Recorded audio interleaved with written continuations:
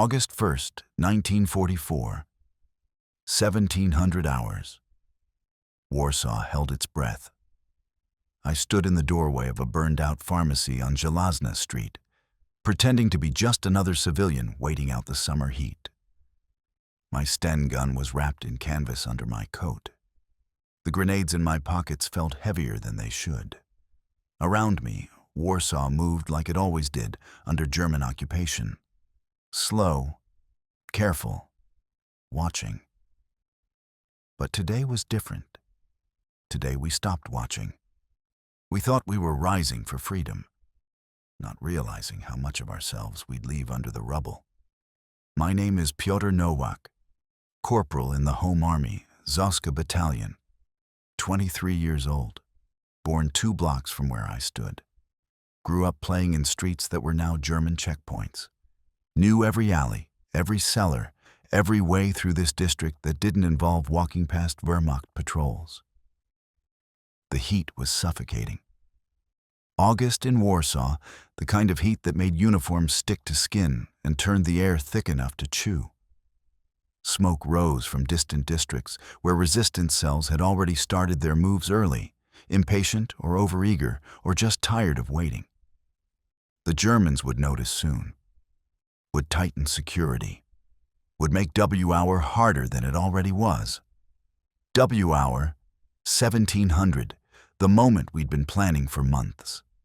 The moment the Home Army would rise across Warsaw simultaneously, catch the Germans off guard, seize key positions before they could organize. Hold the city until the Red Army arrived from the east. Simple plan, clean plan. Except nothing in war was simple. I checked my watch. 16:57, 3 minutes. My squad was scattered along the street, blending with civilians.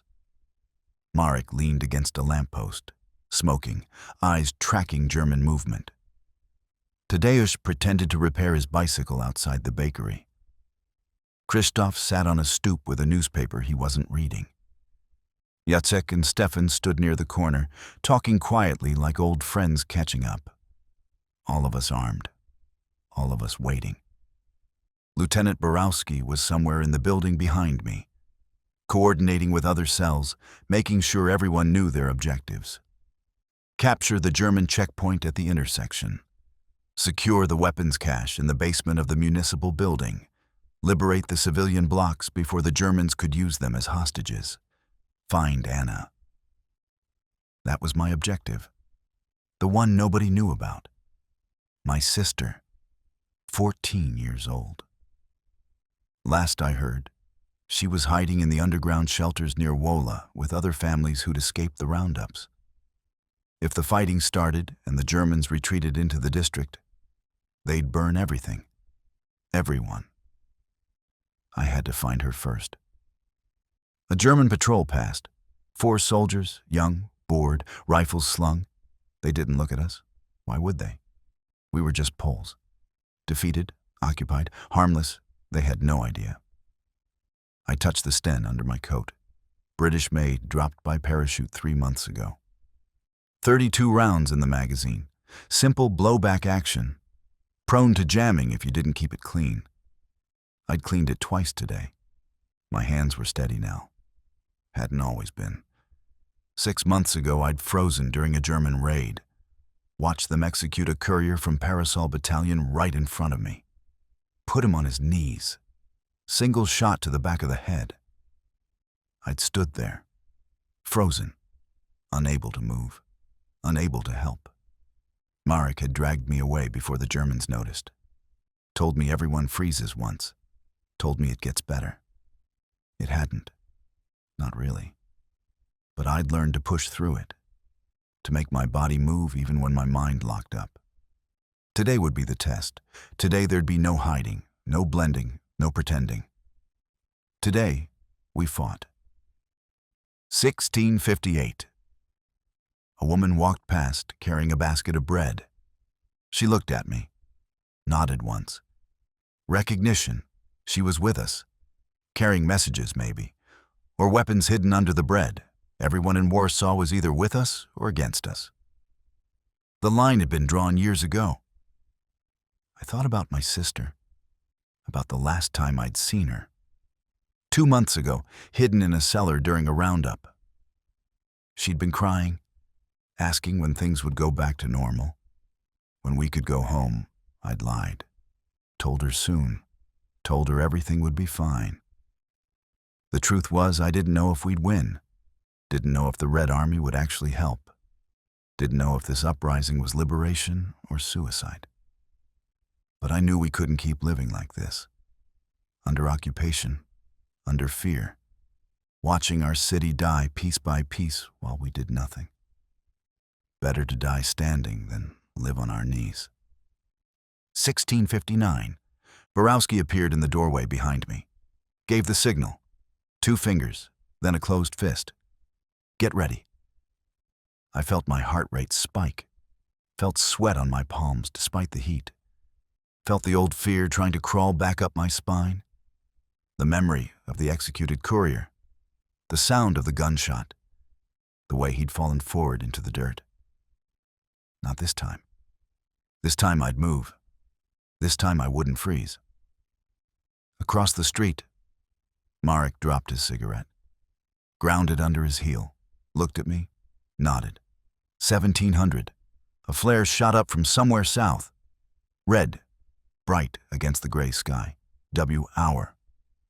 The first gunshots cracked from the German checkpoint 2 blocks away, then more, from every direction. The sound of a city rising all at once. Borowski stepped out beside me. For Poland, for Warsaw, for everyone we've lost. He raised his pistol and fired into the air. The uprising had begun. The city exploded, not literally, not at first, but the sound was everywhere at once. Gunfire from a dozen directions, grenades detonating in German barracks, shouts in Polish and German, the crash of glass, the screech of tires, the crack of rifles echoing between buildings. Warsaw had been silent for 5 years. Now it roared. Move! Borowski's voice cut through the chaos. Checkpoint, now! We ran, coats discarded, weapons out. No more pretending, no more hiding. 7 members of Zoska Battalion charging down Żelazna Street toward the German checkpoint like we owned the city. Because for the next few minutes, we did. The checkpoint was 200 meters ahead. Concrete barriers, sandbags, machine gun position. 4 Germans visible, maybe more inside the guard post. They were scrambling, grabbing weapons, trying to figure out what was happening. Their routine afternoon patrol had just turned into a war zone. Marek fired first. 3-round burst from his Sten. The sound was sharp, metallic, distinctive. Rounds sparked off the concrete barrier. The Germans dove for cover. Then everyone was firing. Stens chattering. The heavier bark of a captured MP-40 that Tadeusz had somehow acquired. The crack, crack, crack of Christoph's bolt-action rifle. I brought my Sten up. Squeezed the trigger. Felt the familiar kick against my shoulder. The weapon jumped in my hands, spitting brass casings that clinked on the cobblestones. I aimed high, toward the guard post windows, trying to keep the Germans pinned. An MG-42 opened up from the checkpoint. That sound was unmistakable, like tearing fabric amplified 1,000 times. 1,200 rounds per minute turning the air into a death zone. Tracers streaked past, snapping overhead with cracks that made your teeth hurt. Down, someone screamed. We hit the ground, pressed against building walls, used doorways and rubble for cover. The MG-42 chewed up the street, kicking up chunks of cobblestone, shattering windows, punching holes in brick. I found myself behind an overturned cart, breathing hard, fingers tight on the Sten.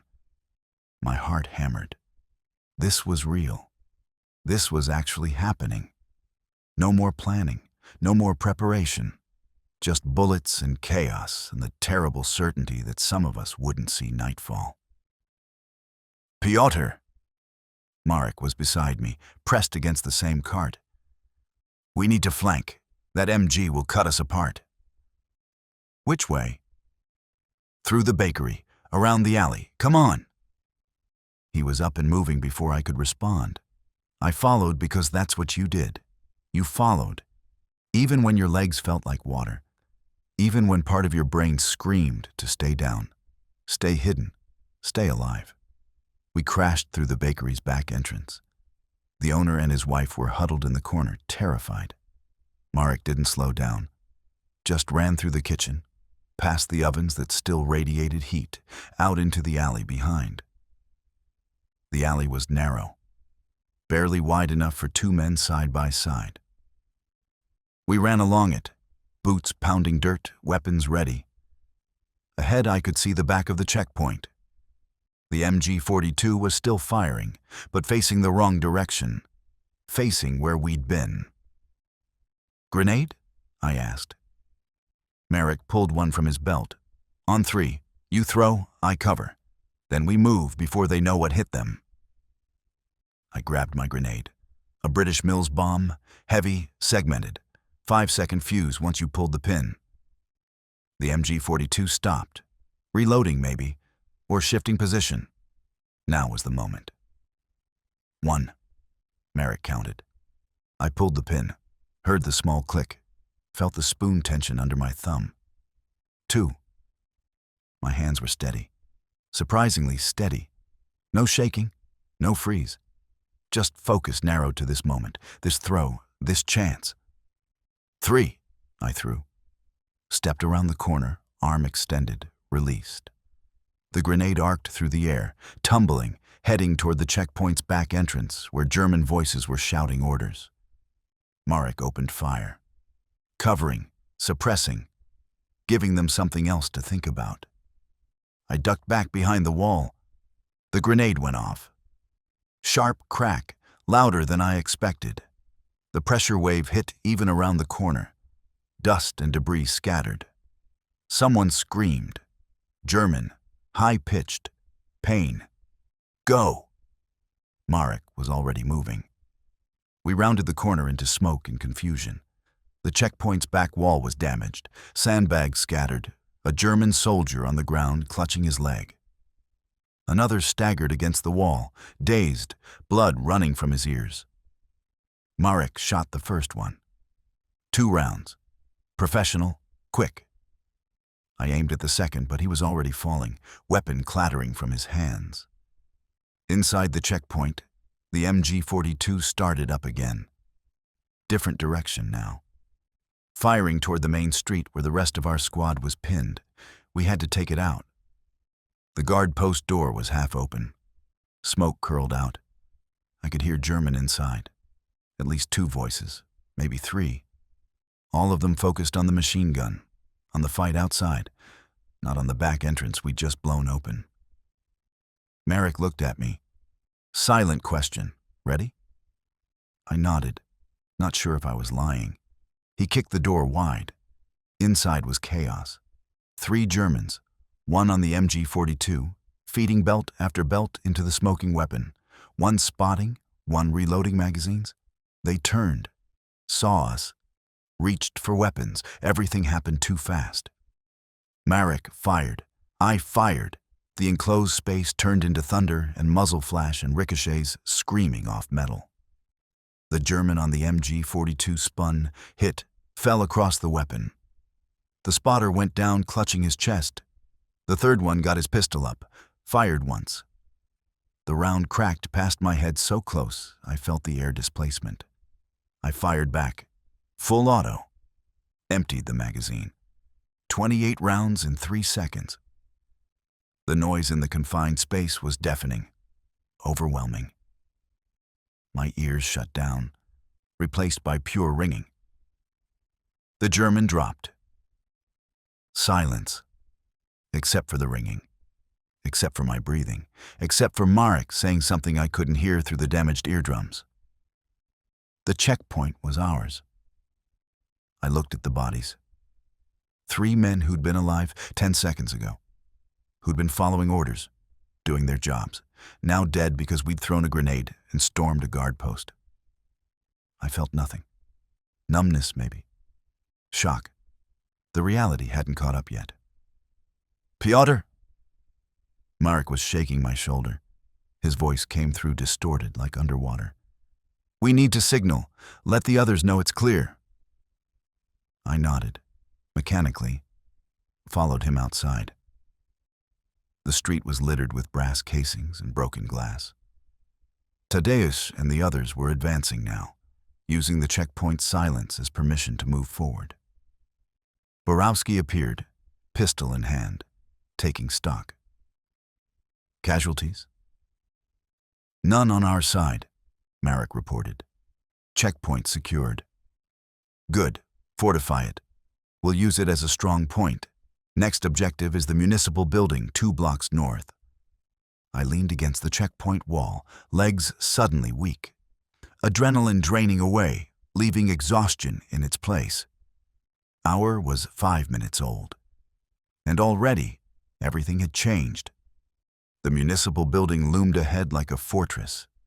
3 stories of gray stone, heavy wooden doors, windows reinforced with bars. The Germans had been using it as an administrative center since 1939. Records, permits, the bureaucracy of occupation. But in the basement, according to our intelligence, they stored weapons, rifles, ammunition, maybe even a machine gun or 2. We needed those weapons. The Home Army was armed with whatever we could steal, capture, or smuggle. Every German rifle we took was one less pointing at us, and one more we could use. 2 squads, Borowski said, crouched behind a burned-out truck across the street from the building. Marek, take 3 men around the back. Piotr, you're with me and Tadeusz. Front entrance. We hit simultaneously. Overwhelm them before they can organize. I checked my Sten. Fresh magazine. 32 rounds. 2 grenades left on my belt. My hands were still steady from the checkpoint. The numbness hadn't worn off yet. Maybe that was good.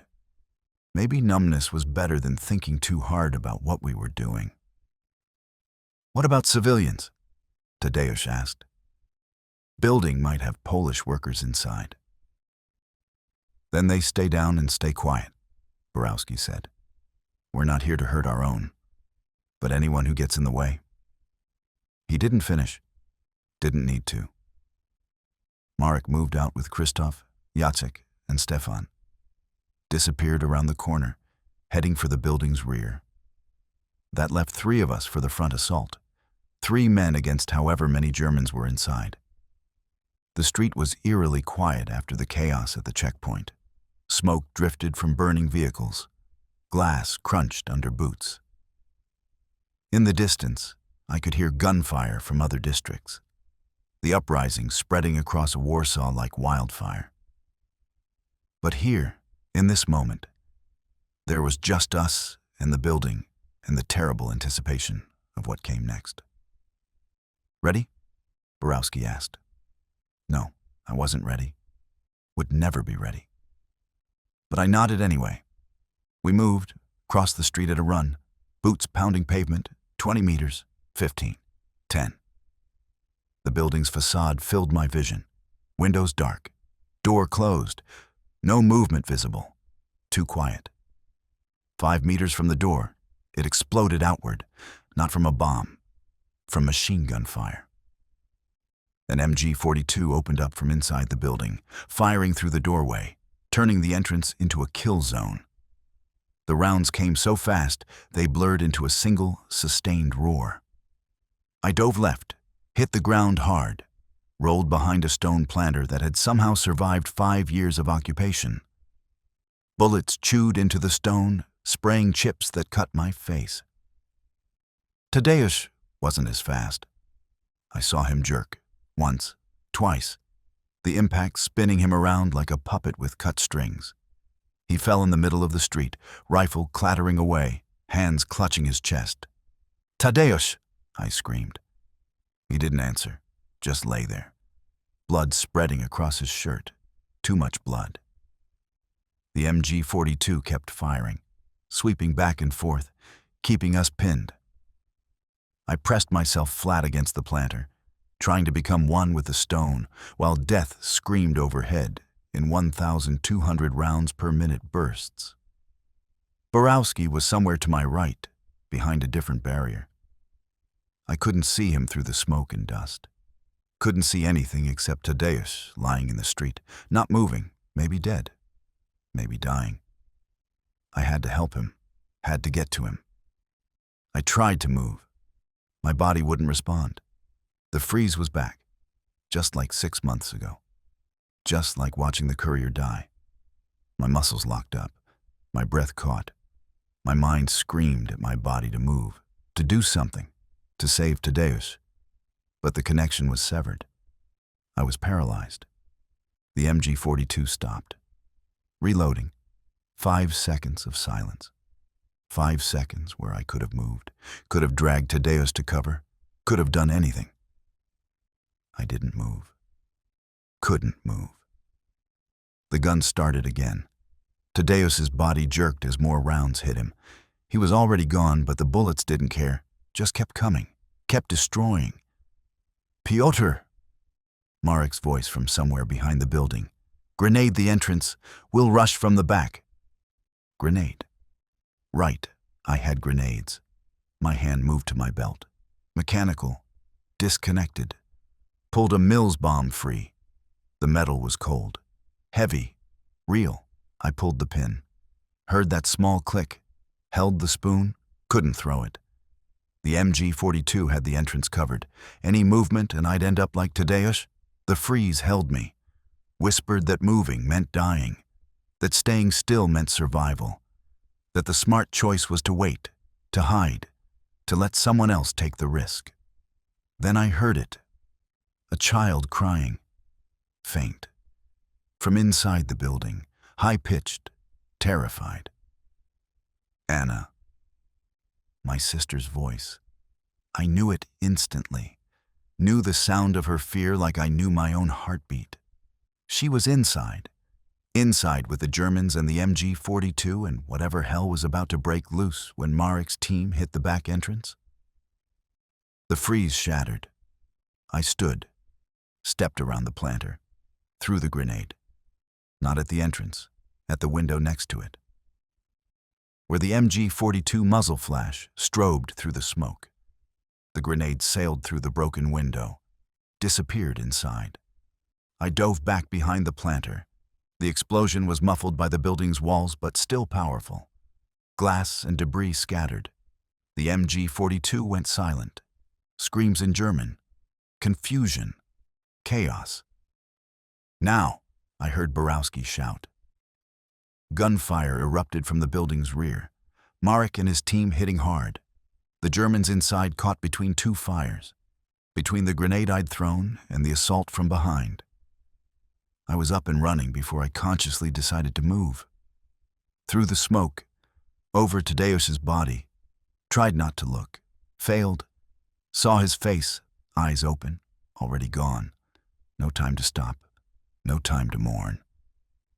Through the shattered entrance into darkness and smoke and the acrid smell of explosives. A German soldier stumbled out of a side room, dazed, bleeding from his ears. I shot him. Didn't think about it. Just raised the Sten and fired. He dropped. More gunfire from deeper in the building. The crash of furniture. Shouts in Polish and German. The sounds of close-quarters combat where every corner could hide death. I moved through the ground floor, checked each room. Office, empty. Storage, empty. Records room. 2 dead Germans, killed by my grenade probably. No Anna. She had to be in the basement. The shelters. That's where civilians hid during fighting. I found the stairs. Descended into darkness. No lights. Just the faint glow from the street filtering through high windows. The basement was a maze. Storage rooms, utility spaces. Old foundations from before the building was renovated. And somewhere, the weapons cache we'd come for. "Anna," I called into the darkness. "Anna, it's Piotr. Where are you?" Silence. Then a small voice. "Piotr?" She was alive. Relief crashed through me so hard my knees almost buckled. Where are you? Storage room, far end. There's others here. We're locked in. I ran toward her voice. Found the door. Heavy wood. Padlocked from outside. The Germans had locked civilians in here. Prisoners in their own city. I shot the lock. 3 rounds. The metal shattered. I pulled the door open. Faces stared back. 15, 20. Women, children, old men. All of them terrified. All of them looking at me like I was either salvation or death, and they weren't sure which. Anna pushed through them. 14 years old. Thin. Dirty. But alive. She crashed into me, arms around my chest, crying. I knew you'd come, she sobbed. I knew you wouldn't leave me. I held her. For just a moment. Let myself feel something other than numbness and fear and the weight of Tadeus's death.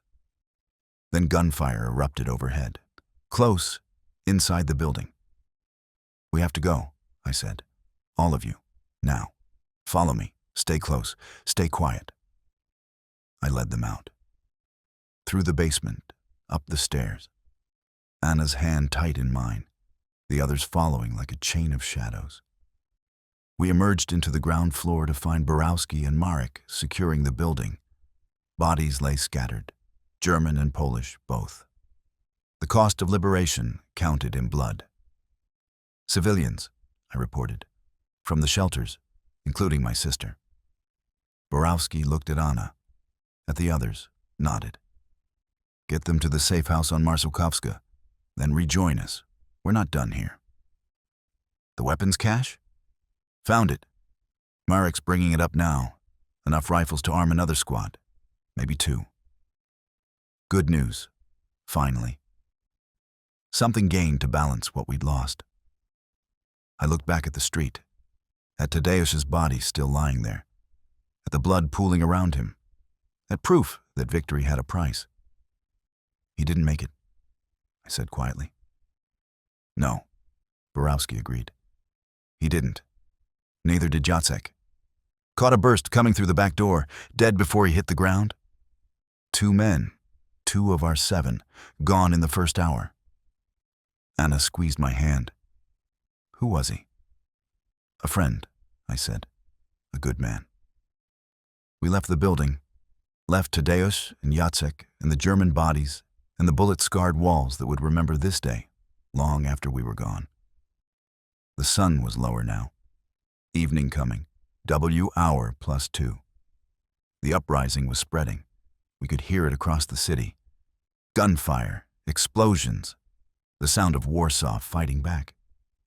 But the cost was piling up, and we'd barely begun. The safe house on Marszałkowska Street was a 3-story tenement that looked like every other building in Warsaw. Crumbling plaster, boarded windows, the scars of 5 years under occupation written in bullet holes and burn marks.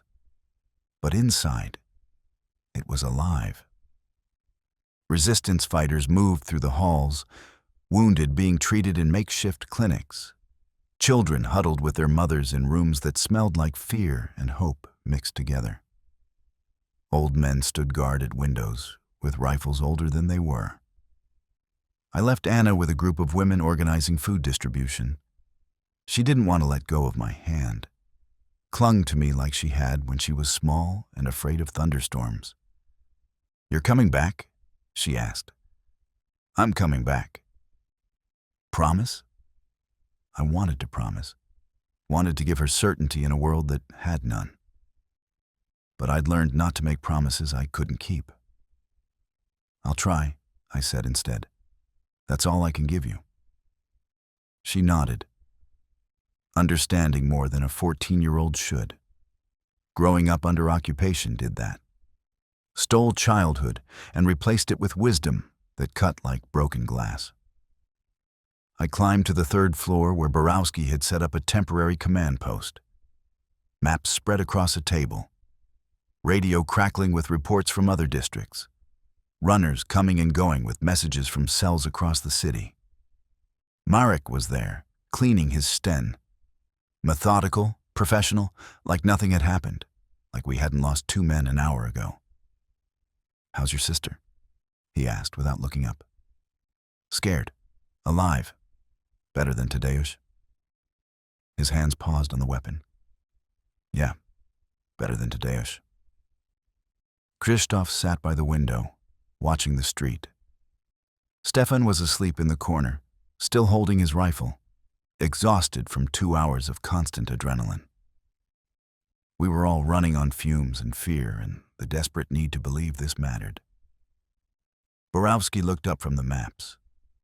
"Piotr, good. I need you."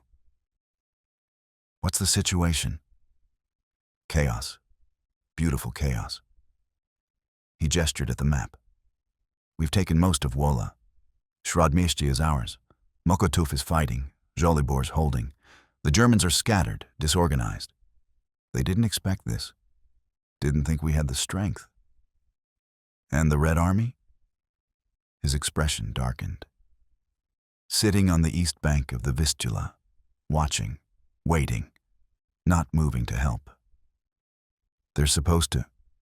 I know what they're supposed to do." His voice was sharp, frustrated. "But Stalin doesn't care about Warsaw, doesn't care about us. He'll let the Germans bleed us dry, then walk in and claim the ruins." The truth hit like cold water. We were alone.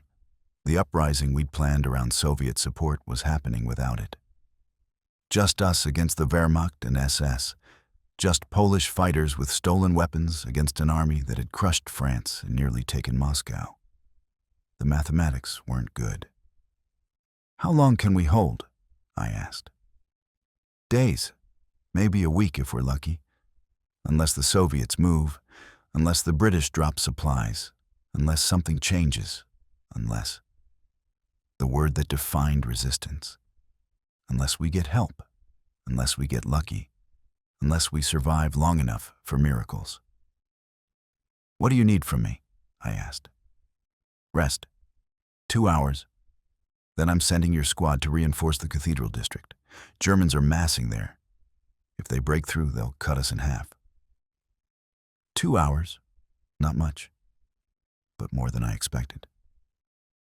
I found a corner, sat down against the wall, tried not to think about Tadeusz lying in the street, about Jacek falling in the doorway, about Anna's hand in mine, and the promise I couldn't make. Marek joined me, offered a cigarette. I took it even though I didn't smoke much. Needed something to do with my hands, something normal. "You froze," he said quietly, not accusing, just stating fact. "Yeah." At the building, when Tadeusz went down, I saw it. I didn't answer. What could I say? That I was broken? That watching the courier die 6 months ago had carved something out of me that wouldn't grow back? That every time bullets started flying, part of me wanted to curl up and disappear? "It's okay," Marek said. "Everyone freezes. I did. During a raid last year. Watched Germans execute a family, mother, father, 2 kids. Just lined them up and shot them. I stood behind a wall 10 meters away and did nothing." "Why are you telling me this?" "Because you need to know you're not alone. The freeze isn't cowardice. It's your brain trying to keep you alive. Fight or flight or freeze. We can't always choose which one happens." "How do you get past it?" "You don't. Not really. You just learn to push through, to make your body move even when your mind's screaming at you to stop."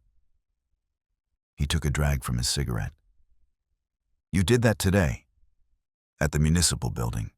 You pushed through the grenade, saved your sister. That's what matters. Tadeusz died because I froze. Tadeusz died because there was an MG-42 in that doorway, and he was in the wrong place when it opened fire. You didn't kill him. The Germans did." Logically, I knew he was right. But logic and guilt didn't live in the same place. Logic was in your head. Guilt was in your chest, heavy and sharp and permanent. Why do we do this? I asked. Fight when we can't win? Die when it won't change anything? Marek looked at me. Really looked, eyes tired but steady. You remember what it was like before W Hour?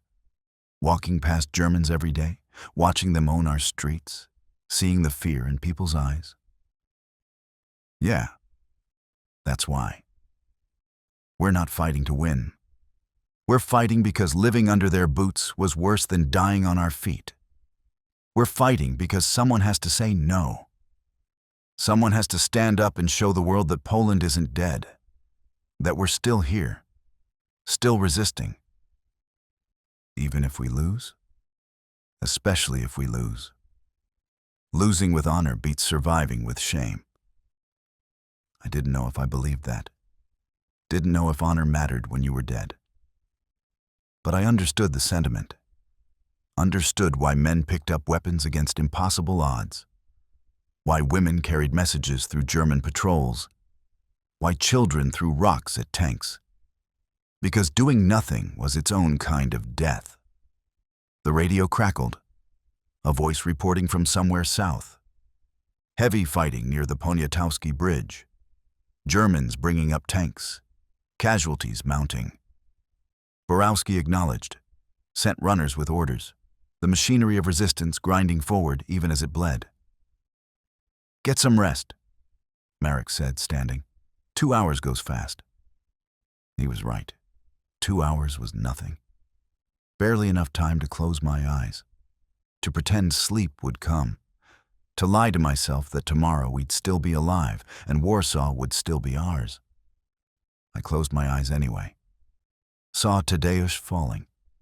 Saw Jacek in the doorway. Saw the courier 6 months ago, executed in the street while I hid and did nothing. Saw Anna's face. Alive. Safe. At least for now. Maybe that was enough. Maybe saving one person was worth all the others we couldn't save.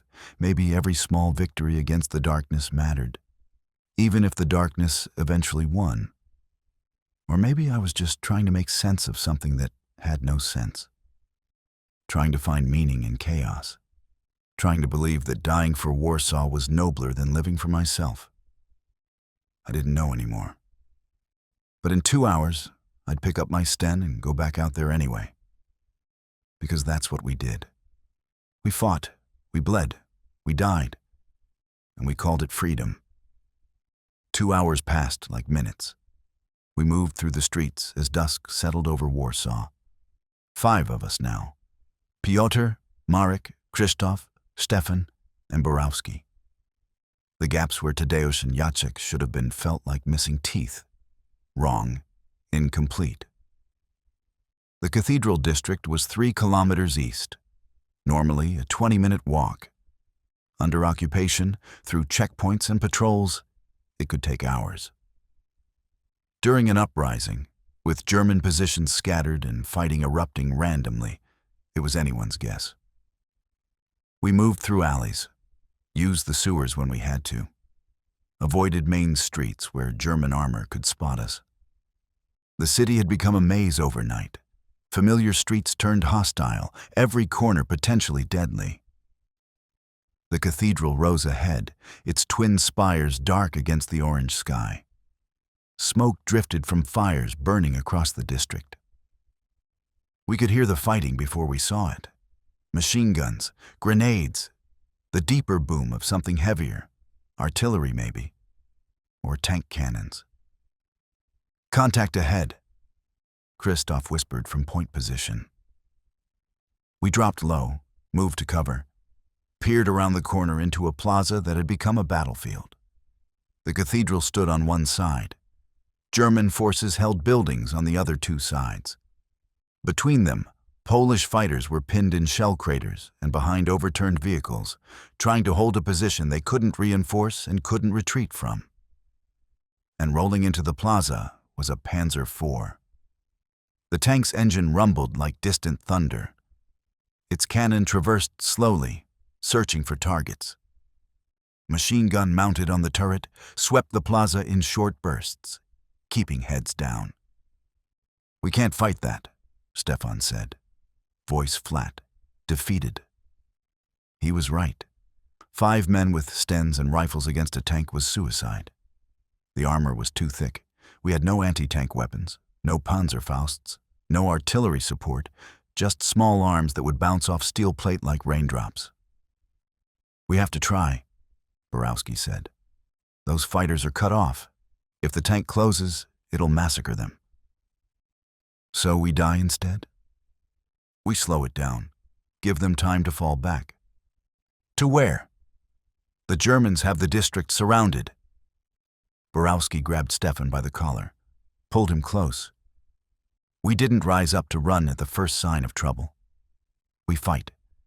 That's what we do. That's all we can do. Stefan's expression crumbled. Fear and exhaustion, and the terrible weight of knowing he was probably going to die in the next few minutes. I have a daughter. She's 5 years old. She's in one of the shelters. If I die, then someone else will protect her. But right now, those fighters need us. It's suicide. Maybe, probably, but it's the right thing. The right thing. As if war cared about right. As if morality mattered when tanks were crushing buildings and machine guns were turning men into meat. I looked at the Panzer, at the plaza, at the Polish fighters pinned down and dying.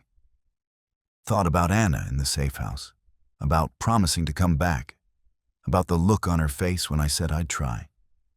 If I died here, she'd be alone again. No family left. Just another orphan in a city full of them.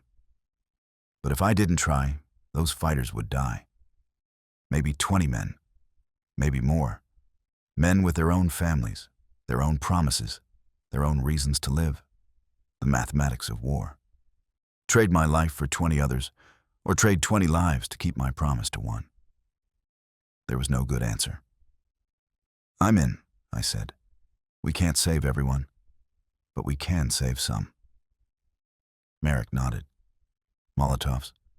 We throw everything we have at the tank, aim for the engine compartment, get it burning. That'll force the crew out. And if it doesn't? Then we die trying. We scrounged for bottles, found 3 in the rubble of a destroyed shop, filled them with fuel from an abandoned German truck, stuffed rags in the necks, makeshift incendiaries that might work or might just get us killed. On my signal, Borowski said. We hit from 3 sides. Confuse them. Make them split their fire. Stefan hadn't moved. Still stood there, frozen by a different kind of paralysis than mine. The paralysis of a father who knew his daughter needed him more than Warsaw did. Stefan, I said quietly, go. Get back to the safe house. Protect your daughter. We'll handle this. I can't abandon. You're not abandoning. You're choosing. Sometimes that's all we can do. He looked at me, at the others, at the tank grinding forward through the plaza. Then he turned and ran. Borowski watched him go. Didn't stop him. Didn't call him a coward. Just nodded once. Understanding. 4's enough, he said. We split up. Marek went left. Krzysztof right. Borowski and I straight ahead, using rubble for cover, crawling on our bellies toward the tank. The Panzer was focused on the cathedral. Its main gun fired. The shell hit the building's facade, exploding in a shower of stone and dust. Return fire sparked off the tank's armor. Useless, desperate. 50 meters from the tank. 40, 30. Close enough to see details. Rust on the treads, scratches in the paint, a kill marking on the turret. This machine had been in combat before, had survived, had crushed other men who'd tried what we were about to try. 20 meters. I pulled the Molotov from my pack, pulled out a match. My hands were shaking now, not from freeze, from fear. Pure, rational fear of what happened when you charged a tank with a bottle of fuel. 10 meters. Now, Borowski shouted. I struck the match, lit the rag, stood up, threw. The bottle tumbled through the air. Time stretched. I watched it arc toward the tank's rear deck where the engine compartment was. Watched it hit. Watched it shatter. Fire bloomed, spread across the metal. Burning fuel running into vents and seams. Marek's Molotov hit from the left. Krzysztof's from the right.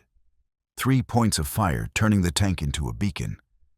The tank's machine gun swung toward me. I dove behind rubble as rounds chewed into the stone. Fragments cut my face, my hands. Didn't matter. The tank was burning, but not enough. The fire was spreading, but the tank was still moving, still fighting. The crew hadn't abandoned it yet. Professional, disciplined, refusing to panic. The turret traversed, found Marek's position. The main gun fired.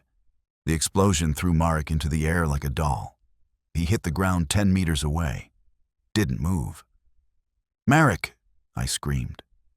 Krzysztof broke cover, ran toward him. The machine gun found him, stitched across his chest. He fell mid-stride. 2 men, gone in seconds. Just me and Borowski left. The tank kept burning, smoke pouring from the engine compartment now. The crew would have to abandon it soon. Had to. The fire was reaching the ammunition storage. "Fall back," Borowski yelled. "It's going to—" The tank exploded, not the ammunition. The fuel tanks. The fire finally reaching something critical. The blast was massive, orange and black. The turret lifted off, tumbling through the air. Metal fragments screamed past like shrapnel. I was already running. Away from the plaza. Away from the burning wreck. Away from Marek and Krzysztof. And the cost of stopping one tank. Borowski was beside me. Both of us running. Both of us alive when we shouldn't be. Behind us, the Polish fighters were moving, using the tank's destruction as cover. Falling back toward the cathedral, gaining precious meters, precious time. We'd saved them, maybe 20 men, maybe more. Cost, Marek and Krzysztof. 2 more ghosts for the collection. We collapsed behind a wall 2 blocks away, gasping, bleeding from a dozen small cuts.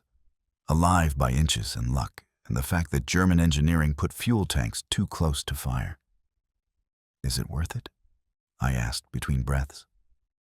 "Trading lives like this?" Borowski looked at me. Tired. Older than he'd been this morning. "I don't know anymore. Ask me when the war's over. And if we don't survive to see it over, then it doesn't matter what it was worth. Does it?" No, I supposed it didn't. Night fell on Warsaw like a curtain closing on the first act of a tragedy. The fires burning across the city turned the darkness orange and red. Smoke blotted out the stars. The air tasted like burning timber and cordite and something chemical. The Germans were burning buildings now. Systematic destruction. If they couldn't hold the city, they'd make sure there was nothing left worth holding. Borowski and I made it back to the cathedral as the last light bled from the western horizon. Around us, Warsaw transformed into something alien. A battlefield dressed in familiar streets. The fighters we'd saved were fortifying the building, dragging furniture to barricade doors, smashing out a window glass to create firing positions, breaking apart pews and turning them into obstacles, preparing for the counterattack they knew was coming, because the Germans were coming. We could hear them, trucks, half-tracks, the rumble of more tanks. They'd been scattered during W hour, disorganized, caught off guard, but now they were regrouping, bringing in reinforcements, SS units, Wehrmacht, the full weight of occupation forces that had crushed Poland once and would do it again if we let them. A Home Army captain named Zawadzki had taken command of the cathedral defense. 43 years old, gray at the temples, veteran of the 1939 campaign, He'd been fighting Germans for 5 years and looked like he'd been fighting for 50. "Your Zoska Battalion?" he asked when we reported in. "What's left of it?" Borowski said. "How many?" "2." Zawadzki's expression didn't change. He'd seen the mathematics too many times to be surprised. "We have maybe 60 fighters. Half are armed. The rest are waiting for weapons from the dead. Germans have us surrounded on 3 sides. Our only retreat is through the sewers." "What do you need from us?" "Can you fight?" Borowski looked at me. I nodded. What else could we do? Run? Hide? We'd come this far. Might as well see it through. "We can fight," Borowski said. "Good. 2nd floor, east windows. That's where they'll hit first. Stop them at the windows. If they breach, fall back to the stairwells. If they take the 2nd floor, we blow the stairs and hold the ground level until we run out of ammunition or time. And then? Then we pray. We climbed to the 2nd floor, found positions at windows overlooking the plaza. Around us, other fighters were doing the same. Young men, old men, women who'd traded serving food for carrying rifles. Everyone who could hold a weapon and had a reason to fight. I checked my Sten last magazine. 32 rounds. After that, I'd be reduced to throwing stones or swinging the weapon like a club. Borowski had a German MP40 he'd taken off a body. 2 magazines, 64 rounds between us. Not enough. Never enough. But it would have to be. "You scared?" I asked. "Terrified," Borowski admitted. "You?" "Same." "Good. Means we're still human." The waiting was worse than the fighting.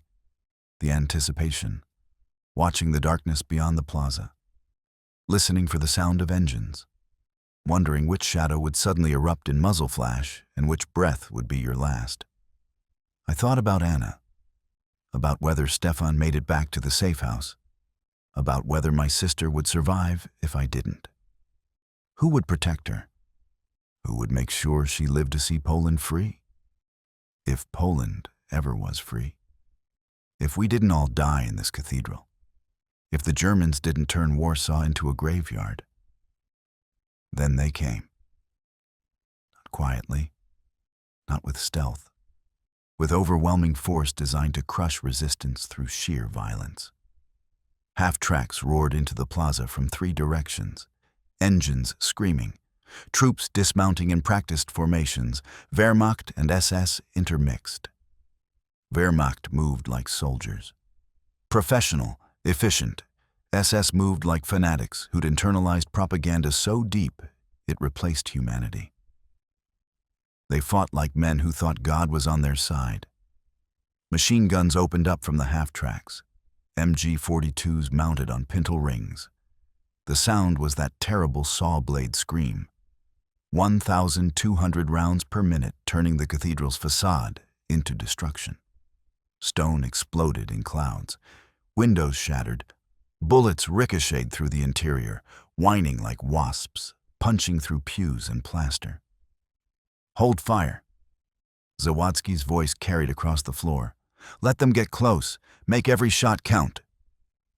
The Germans advanced. Infantry moving in squads, covering each other. Professional. They'd done this before. Cleared buildings in Stalingrad and France and a dozen other cities. Warsaw was just another battlefield. Just another objective. 50 meters. 40. 30. Fire! The 2nd floor erupted. 30 rifles and Stens firing simultaneously. The muzzle flashes lit the darkness like lightning. The Germans caught in the open dropped. 5, 10, 15. The survivors scattered, diving for cover, returning fire. Tracers crisscrossed the plaza. Grenades exploded. The noise was total, overwhelming. A wall of sound that pressed against your eardrums and made thinking impossible. I fired in short bursts. 3 rounds, shift aim, 3 more. A German fell. Or maybe he dropped for cover. Impossible to tell in the chaos. Just keep shooting. Keep the pressure on. Keep them pinned. My magazine ran dry. I dropped it. Reached for another. Remembered I didn't have another. This was it. 32 rounds gone. Weapon empty. "Borowski," I called. "I'm out." He tossed me his spare MP40 magazine. "Make it count." The Germans were at the cathedral doors now. Trying to force them open. The barricades held. Barely. Furniture and rubble and prayers holding back men with rifles and grenades and orders to take this building at any cost. An explosion blew out part of the door. German stick grenades. The shockwave rolled through the first floor. Screams, Polish and German both. "They're breaching," someone shouted. "Second floor, fall back to the stairs," Zawadzki ordered. "Controlled retreat, don't panic." But panic was already spreading. You could feel it. The realization that the Germans were inside, that the cathedral was falling, that we'd held for maybe 30 minutes and it hadn't been enough. I ran for the stairs. Borowski beside me. Behind us, fighters were falling back, trading space for time, laying down covering fire while others retreated. The stairwell was narrow. Stone, centuries old. Built when the cathedral was raised by hands long dead, and wars were fought with swords and faith instead of machine guns and hate. The stones were worn smooth by generations of feet climbing to prayer. Now it was a choke point, a killing field, a place where ancient stone met modern violence. Germans appeared at the bottom of the stairs, shadows with rifles. Death coming up toward us. I fired down at them. The MP40 kicked in my hands, muzzle flash illuminating the stairwell in strobing bursts. 2 Germans fell, tumbling backward. 3 more. The others retreated, dragging their wounded. "We can hold here," Borowski shouted over the gunfire. "They have to come up single file. We can hold this position." For how long? An hour? 2? Until our ammunition ran out and they rushed us with bayonets and it came down to knives and fists and desperate strength. A German stuck a rifle around the corner, fired blind up the stairs. Rounds ricocheted off stone walls, sparking, screaming through the confined space. One caught the fighter next to me in the throat. He dropped without sound, hands clutching the wound, blood pouring between fingers. His eyes found mine, wide, confused. Then the light went out and he was just weight on the stairs. I grabbed his rifle. Old bolt action. 5 rounds in the magazine. Better than nothing. The Germans tried again, 3 of them rushing the stairs at once. We cut them down, bodies piling up at the bottom, making the next assault harder, making them pay for every meter. But they kept coming, because they had infinite men and we didn't.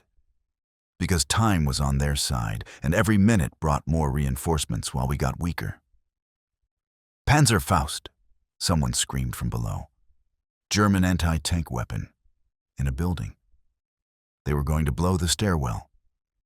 "Fall back," Zawadzki ordered. "3rd floor, move." We ran, up the stairs, away from the inevitable explosion. Behind us, I heard the whoosh of the Panzerfaust firing. Heard the detonation, felt the building shake. The stairwell collapsed, stone and timber crashing down, dust billowing up in choking clouds. When it cleared, there was no stairwell, just rubble and a hole where our retreat had been. We were trapped on the 3rd floor. Maybe 15 of us left, maybe less. Hard to count through the smoke and panic and realization that we'd run out of floor to give up. "The roof," I said. "We can get to the roof, cross to adjacent buildings, escape through their stairwells." "The roof is exposed," Borowski said. "German snipers will pick us off." "Better than waiting here to die." He looked around, at the fighters huddled against walls, at the wounded bleeding on the floor, at the choice between certain death and probable death. "The roof," he agreed. We found the access ladder, old iron rungs embedded in the stone wall, rusty from decades of weather and neglect. Climbed with hands that shook from exhaustion and fear and the knowledge that every second counted. Pushed open the hatch and emerged onto the cathedral's roof, into a different world entirely. Warsaw spread below us, burning, fighting, dying. From up here, the view was apocalyptic and beautiful in equal measure. You could see the whole uprising laid out like a tactical map drawn in fire and smoke and blood. See the districts we'd taken painted in the orange glow of burning German vehicles and our makeshift barricades. See the German positions surrounding them like a noose tightening hour by hour, methodical and patient. See the scope of what we'd attempted and how impossible it was. How brave and foolish and magnificent and doomed all at once. The city I'd grown up in was unrecognizable. Streets where I'd walked to school transformed into battlefields scarred by tank treads and artillery craters. Buildings where I'd bought bread from corner bakeries reduced to skeletal frameworks and rubble. Parks where I'd played as a child turned into mass graves and emergency aid stations. The river Vistula gleamed in the firelight like molten copper. And beyond it, on the eastern bank maybe 3 kilometers away, I could see the Soviet positions. Their fires, their encampments. Close enough to help. Close enough to hear our guns clearly. Close enough to watch us die through their field glasses. But they weren't moving. Stalin's army sat and waited and watched while Warsaw burned. Waited for us to bleed the Germans white. Waited for the resistance to destroy itself fighting the Wehrmacht so they could walk in afterward and claim the ruins without having to fight the home army for political control of Poland's future. We were alone. Had always been alone. Would die alone. The realization hit like a fist to the chest, knocked the breath from my lungs. There. Zawadzki pointed with a hand that trembled from wounds or exhaustion or both. Blood soaked through his sleeve from somewhere. That building, 50 meters. We can jump the gap, cross the roofs, find a way down before they surround this entire block. 50 meters of open roof, completely exposed, silhouetted against the fires burning across Warsaw, with German positions all around us and dawn starting to lighten the eastern sky, turning us from shadows into targets painted for snipers. "That's suicide," someone said behind us, voice cracking with exhaustion and fear.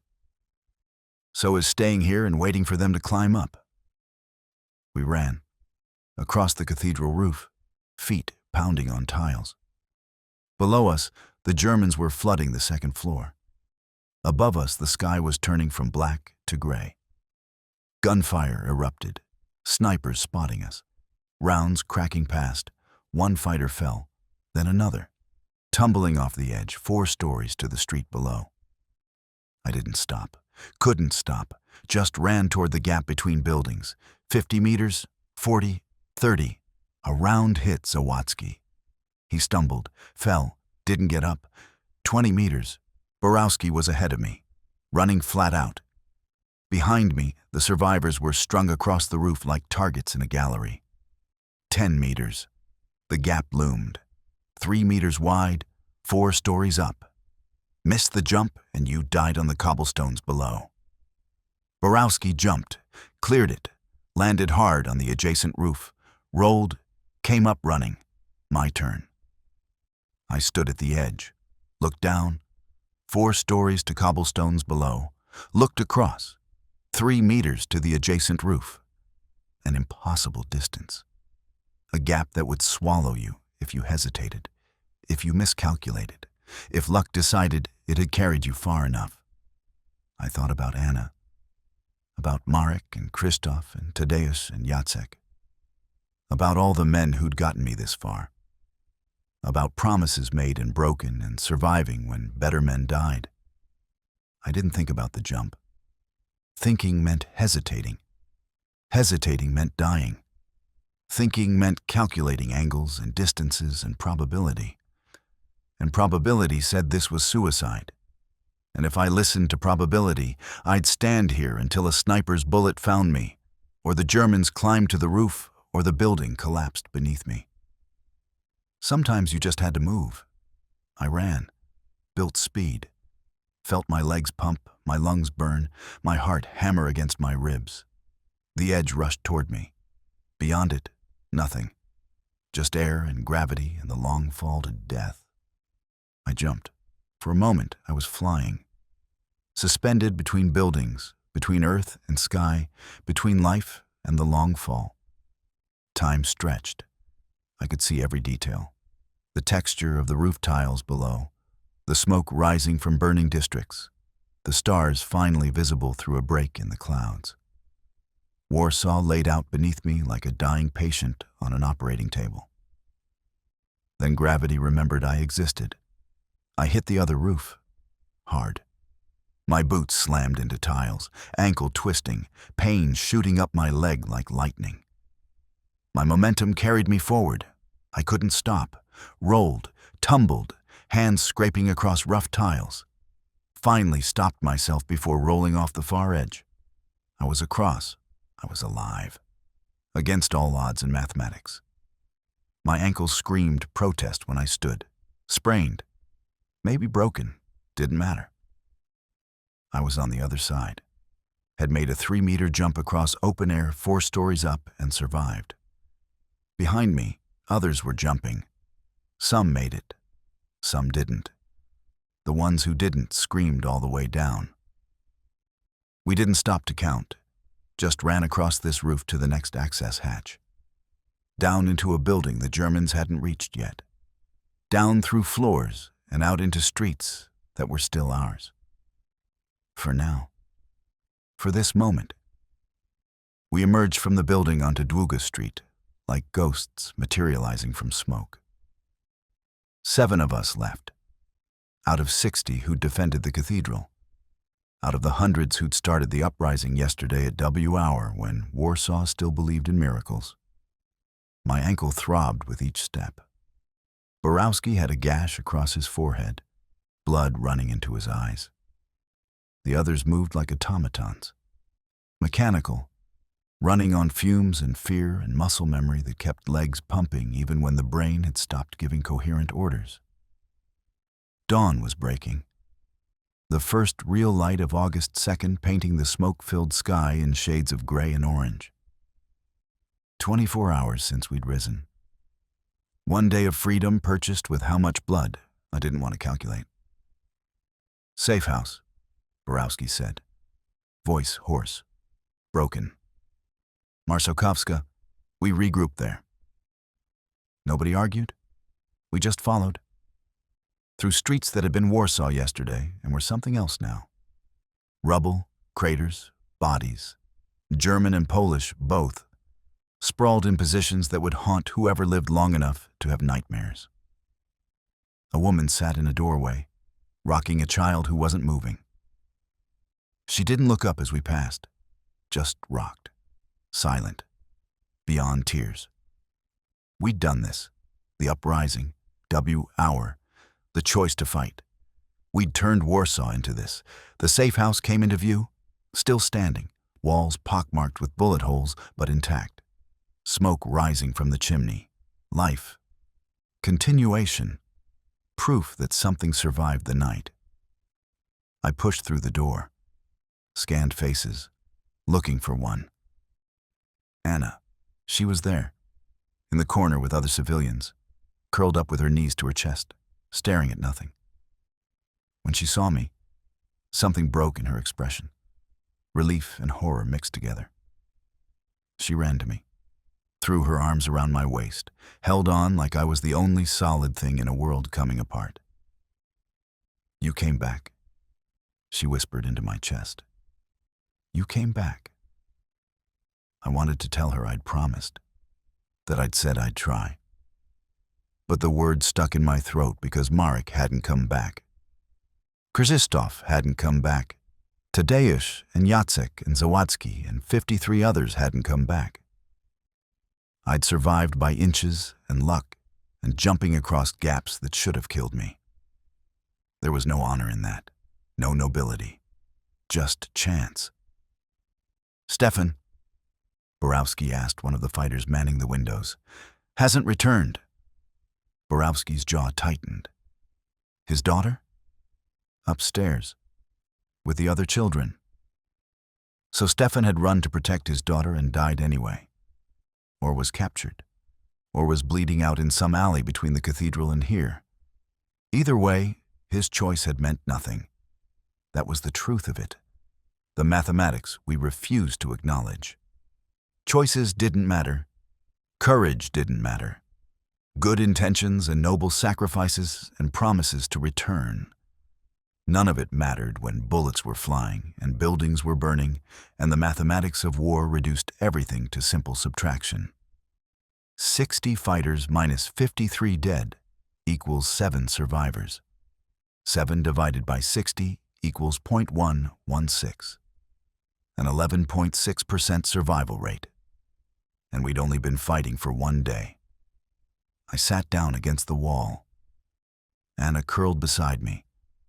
I put my arm around her because that's what brothers did. Protected their sisters. Even when protection was an illusion. Even when the entire city was becoming a tomb and the only question was who'd be buried first. Borowski slumped beside me. Blood still running from his forehead. He didn't wipe it away. Just let it drip. "We can't win this," I said quietly. Not a question, a statement. "No," he agreed. "We can't. The Soviets aren't coming." "No." "The Germans are bringing in more forces, SS Wehrmacht, tanks, artillery." "Yes." "So why are we still fighting?" He looked at me, eyes hollow. Older than yesterday, older than this morning, aged decades in the span of hours. Because stopping means surrender. And surrender means they win everything. Not just the battle, not just Warsaw. Everything we are. Everything Poland is. We're dying for a symbol. We're dying to prove we existed. The words hit like a punch. Because he was right. This wasn't about military victory. Wasn't about driving the Germans out or holding until the Soviets arrived. It was about witness. About standing up and saying we were here. We existed. We chose to fight even when fighting was suicide. Because being forgotten was worse than being dead. I thought about the woman rocking her dead child. About Zawadzki falling on the roof. About Marek thrown through the air by the tank's cannon. About Tadeusz cut down in the doorway of the municipal building. They'd all chosen to fight, to resist, to stand when standing meant dying. And in 50 years, would anyone remember their names? Would anyone care that Marek had made jokes even when bullets were flying? That Tadeusz had a sister waiting for him? That Jacek played violin before the war? Or would they just be numbers? Statistics in a history book.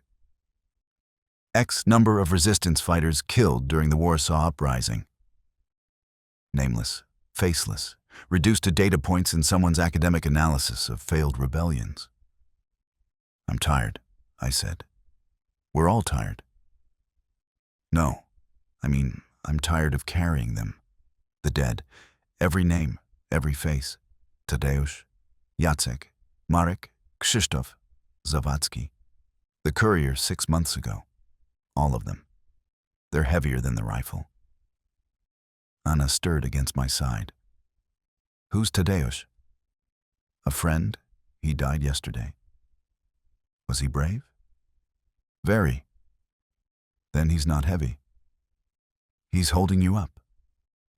I looked down at her. 14 years old and speaking truth that grown men couldn't see. "What do you mean?" "You're still here because of them. Because you're carrying them. If you weren't, you'd have run." But you can't run because they're with you, making you stronger. Out of the mouths of children. I closed my eyes, felt the weight of the dead pressing on my shoulders, felt Marek's laugh, Tadeusz's steady presence, Jacek's quiet competence, Krzysztof's precision. They weren't crushing me. They were anchor points, tethering me to something beyond survival, beyond self-preservation. They were the reason I jumped that gap, the reason I'd thrown Molotovs at tanks, the reason I was still here instead of hiding in a basement waiting for Germans to kick down the door. Because someone had to remember. Someone had to carry their names forward. Someone had to witness what they'd done and make sure it wasn't forgotten. Outside, Warsaw burned. The radio crackled with reports. Germans retaking the power station, heavy fighting in Wola, civilians being executed in reprisals, the machinery of occupation grinding back into motion, crushing resistance block by block. We'd risen. We'd fought. We'd proven we existed. And now we'd pay the price for that proof. But the price didn't erase the act. Didn't unmake the choice. Didn't erase the fact that for one day, maybe more if we were lucky, Warsaw had been free. Not free in any practical sense. Not free from occupation or violence or death. But free in the only way that mattered. Free to say no. I pulled Anna closer. Felt her heartbeat against my ribs. Living proof that some things survived. That not everything was subtraction and loss. "What happens now?" she asked. "We keep fighting." "Why?" "Because it's better than the alternative." She thought about that, processing it with the accelerated wisdom that occupation carved into children. Will we win? I wanted to lie, to give her hope, to promise that resistance mattered and courage triumphed and good defeated evil like in the stories. But Anna deserved truth. "No," I said, "we won't win, but we'll make them remember us." She nodded, understanding more than she should. And in that moment, I realized what the uprising really was.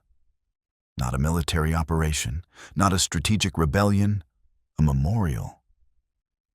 We were writing our own epitaph in bullets and blood and burning buildings, carving our names into history so deep that no amount of German propaganda or Soviet rewriting could erase them completely. Warsaw rising, Warsaw fighting, Warsaw refusing to go quietly into occupation's long night.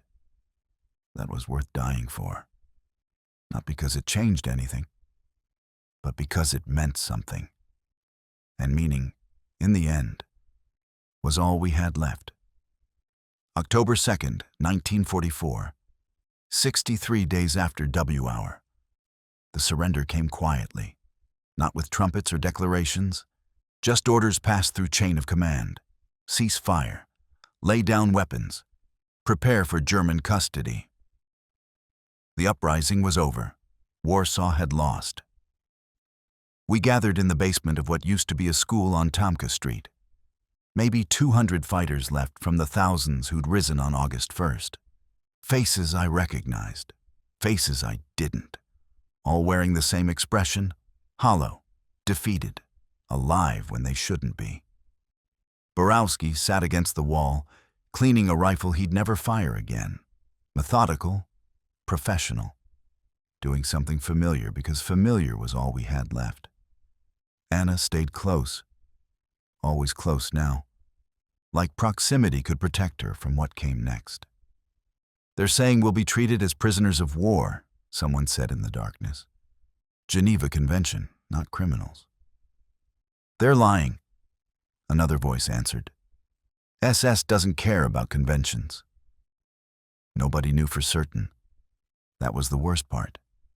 Not knowing if surrender meant captivity or execution. If we'd spend the next months in POW camps or the next minutes against a wall. All we knew was the fighting was done. 63 days. That's how long Warsaw stood.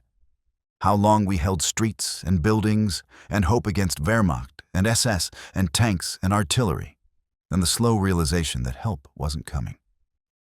63 days of believing resistance mattered. And now it was over. Was it worth it? I asked Borowski quietly. He looked at me. Older than August, older than yesterday. War aged you in ways calendars couldn't measure. Ask me in 50 years. We won't live 50 more years. Then I guess we'll never know. Outside, German loudspeakers were ordering civilians to evacuate. The entire city, every man, woman, and child. Warsaw was being emptied like a wound being drained. After we left, they'd finish what we'd started, burn the rest, level the buildings, turn Warsaw into rubble and memory. Hitler's orders. Erase the city that dared to rise. What happens to Anna? I asked. Civilian camp. Pruskov, probably. They'll process her there. Maybe labor deployment. Maybe something worse. I looked at my sister. 14 years old. Thin from 2 months of siege rations. Eyes that had seen too much, survived too much, understood too much. I'm not leaving you, she said, reading my thoughts. You don't have a choice. Neither do you. She was right. We'd both made our choices on August 1st.